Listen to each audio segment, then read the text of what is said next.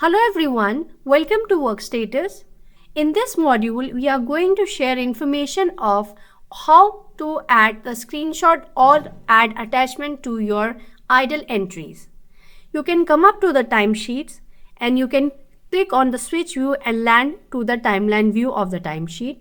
Here you will be able to see that the gray color interval displays your idle time. Now if you want to add any of the screenshot or the attachment to it to mark it as a proof against the idle time, just click on this.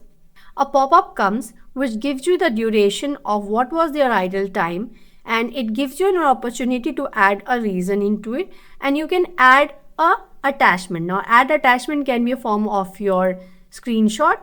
You can just add a reason, upload your files from here and then save. Once this is done, it will be available against your timesheets.